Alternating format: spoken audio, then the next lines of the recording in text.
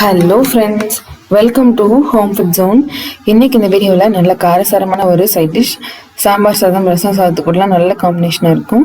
சப்பாத்தி கூட நம்ம சேர்ந்து சாப்பிட்றதுக்கு ரொம்ப நல்லாயிருக்கும். செய்கிறதுக்கு ஒரு பேனில் ஒரு டேபிள் ஸ்பூன் அளவுக்கு எண்ணெய் சேர்த்துக்கோங்க.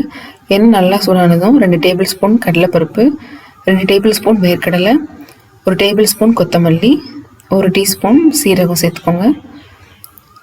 இது எல்லாத்தையுமே லோ ஃப்ளேமில் வச்சு நல்லா வாசம் வர வரைக்கும் வறுத்து எடுத்துக்கோங்க. பருப்பெல்லாம் கூட நல்லா செவந்து வரணும், அது வரைக்கும் நம்ம வறுத்து எடுக்கணும். இப்போ இது கூட 2 டீஸ்பூன் அளவுக்கு புளி சேர்த்துக்கோங்க. கூடவே ஒரு 10லேருந்து 15 வரைக்கும் காஞ்ச மிளகாய் சேர்த்துட்டு லோ ஃப்ளேமில் வச்சு ஒரு 2 நிமிஷத்துக்கு வறுத்து எடுத்துக்கோங்க.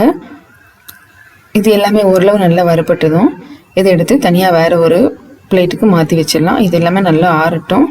இப்போ இதே பேனில் 1 இன்ச் அளவுக்கு இஞ்சி, கொஞ்சமாக கருவேப்பிலை சேர்த்துக்கோங்க. ஒரு 10 பல் பூண்டு, 2 டேபிள் ஸ்பூன் அளவுக்கு துருவின தேங்காய் சேர்த்துக்கோங்க.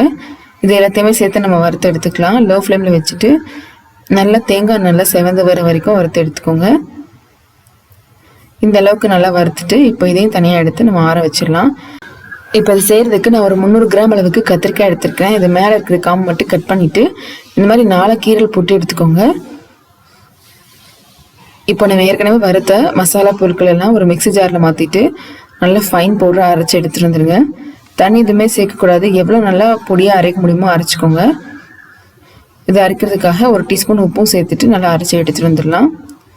இந்த அளவுக்கு நல்லா அரைச்சி வந்துக்கணும். இப்போ இதை ஒரு 1/4 டீஸ்பூன் அளவு மஞ்சள் தூள் மட்டும் சேர்த்து நல்லா கலந்து விட்டுக்கலாம்.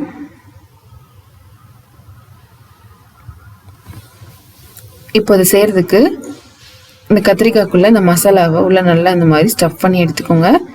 எவ்வளோ உள்ளே வைக்க முடியுமோ வச்சு எடுத்துக்கோங்க. இப்போ இதே போலவே எல்லாத்துலேயுமே வச்சு நம்ம எடுத்துக்கலாம். இப்போ இதை நம்ம வேக வச்சு எடுக்கலாம். ஒரு இட்லி பாத்திரத்தில் தேவையான அளவு தண்ணி ஊற்றி சூடு பண்ணிக்கோங்க. இட்லி தட்டில் இந்த கத்திரிக்காயெல்லாம் சேர்த்துட்டு நம்ம வேக வச்சுக்கலாம். ஹை ஃப்ளேமில் வச்சு ஒரு 5லேருந்து 6 நிமிஷத்துக்கு மட்டும் வேக வச்சுக்கோங்க. இந்த காய் வந்து நமக்கு 3/4 வெந்திருக்கணும், அந்த மாதிரி நம்ம வேக வச்சு எடுத்துக்கணும். இப்போ இதை நம்ம வெளியில் எடுத்துடலாம். இப்போ செய்கிறதுக்கு ஒரு பேனில் 2 டேபிள் ஸ்பூன் அளவுக்கு எண்ணெய் சேர்த்துக்கோங்க. இதில் ஒரு 1/2 டீஸ்பூன் கடுகு, ஒரு 1/4 டீஸ்பூன் மட்டும் சீரகம் சேர்த்துட்டு இதில் எல்லாமே நல்லா பொரிஞ்சதும் ஒரு கைப்பிடி அளவு கருவேப்பிலை சேர்த்துக்கோங்க. ஒரு மீடியம் சைஸ் வெங்காயம் பொடிசை நறுக்கி சேர்த்துட்டு வெங்காயம் நல்லா கண்ணாடி மாதிரி ஆகிற வரைக்கும் வறுத்து எடுத்துக்கோங்க.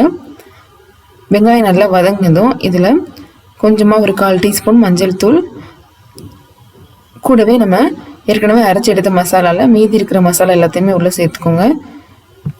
இப்போ இந்த மசாலா பச்சை வாசனை போகிற வரைக்கும் நல்லா கலந்து விட்டுக்கோங்க. இப்போ இதில் நம்ம வேக வச்சு எடுத்து கத்திரிக்காயெல்லாம் சேர்த்துக்கலாம். கத்திரிக்காய் உடையாமல் நம்ம இந்த மாதிரி கலந்து எடுத்துக்கணும். மீடியம் ஃப்ளேமில் வச்சு நல்லா 2 நிமிஷத்துக்கு ஃப்ரை பண்ணி எடுத்துக்கோங்க. இப்போ இதில் உப்பு சரியாக இருக்குன்னு பார்த்துக்கோங்க. தேவைப்பட்டால் இந்த ஸ்டேஜில் சேர்த்துக்கலாம். கூடவே ஒரு 1/4 டீஸ்பூன் கரம் மசாலா சேர்த்துட்டு நல்லா கலந்து விட்டுக்கோங்க.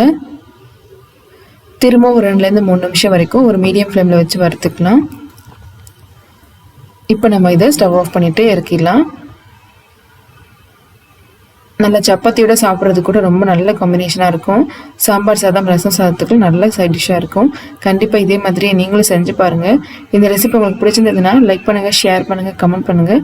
கண்டிப்பாக ஹோம் ஃபுட் ஜோனுக்கு சப்ஸ்கிரைப் பண்ண மறக்காதீங்க. இதே போல் நான் நல்ல ரெசிபியோட நாளைக்கு உங்களை வந்து மீட் பண்ணுறேன். அது வரைக்கும் பாய்.